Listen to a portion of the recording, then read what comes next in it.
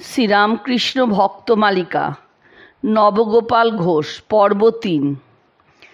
নবগোপালের বয়স তখন ৫০ অতিক্রম করিয়াছে। ইহার পর তিনি যে কয়দিন বাঁচিয়াছিলেন সর্বদা শ্রীরামকৃষ্ণ নামে মগ্ন থাকিতেন। তাহার আপিস হইতে ফিরিবার সময় একজন ভৃত্য বাতাসা লইয়া দাঁড়াইয়া থাকিত এবং তাহাকে দেখিয়া সমবেত বালক বালিকারা উচ্চস্বরে জয় রামকৃষ্ণ বলিতে বলিতে নৃত্য করিতে থাকিলে তাহাদিগকে বাতাসা দেওয়া হইত। তিনি যতদিন জীবিত ছিলেন প্রত্যহ এইরূপ করিতেন বলিয়া সকলে তাহার নাম দিয়াছিল জয় রামকৃষ্ণ। ওই নামে তিনি পল্লীতে সুপরিচিত ছিলেন। দূর হইতে তাহাকে দেখিতে পাইলে ছেলেমেয়েরা বলিয়া উঠিত, জয় রামকৃষ্ণ আসছে রে, আর বাতাসাদির জন্য রাস্তায় নামিয়া পড়িত। শ্রীযুক্ত ব্রহ্মানন্দজি ও তুরীয়ানন্দজি যখন বৃন্দাবনে ছিলেন তখন নবগোপাল বাপু তাহার পুত্র নীরদের সহিত বৃন্দাবনে যান। ইহারা কালাবাবুর কুঞ্জে থাকিতেন এবং অন্য কুঞ্জে প্রসাদ পাইতেন। ইহারা ফিরিবার সময় ব্রহ্মানন্দজির সহিত প্রয়াগ ও বিন্ধ্যাচল হইয়া আসেন। বিন্ধ্যাচলে তাহারা যে বাটিতে উঠিলেন সেখানে শ্রী শ্রী ঠাকুরের সময়ের ভক্ত শ্রীযুক্ত যোগীন্দ্রনাথ সেন মহাশয় বাস করিতেন। ইহাদের ইচ্ছা ছিল যে মাত্র ৩ রাত্রি তথায় থাকেন, কিন্তু সেন মহাশয়ের আগ্রহে তাহাদিগকে ২৫-২৬ দিন থাকিতে হইয়াছিল।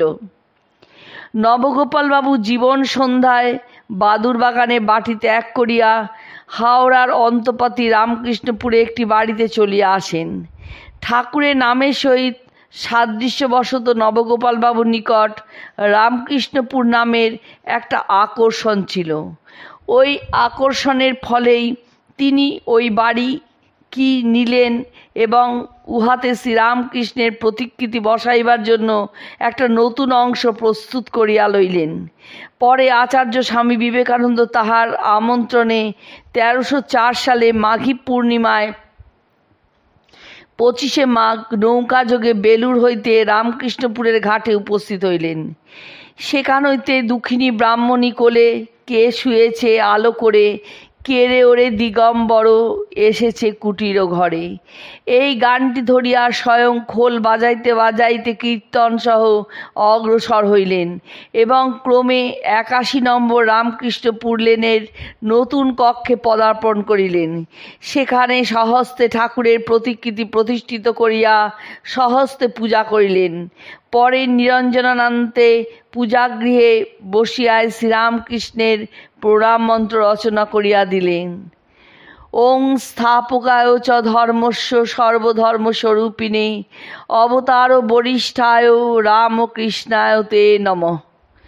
ওই দিনের আরেকটি ঘটনা উল্লেখযোগ্য। গৃহিণী ঠাকুরানী যখন স্বামীজির নিকট নানা ত্রুটি বিচ্যুতির কথা উল্লেখ করিলেন তখন স্বামীজি রহস্য সহকারে বললেন, তোমাদের ঠাকুর তো এমন মার্বেল মোড়া ঘরে 14 পুরুষে বাস করেনি। এখানে এমন উত্তম সেবার যদি না থাকেন তো আর কোথায় থাকবেন? যা হোক, ওই বাড়িতে আজও ঠাকুরের নিয়মিত পূজা হইয়া থাকে। ওই দিনের স্মরণে বহুকাল যাবৎ ঘোষ ভবনে প্রতি বৎসর উৎসব ও সাধুভক্তের সমাগম হইত।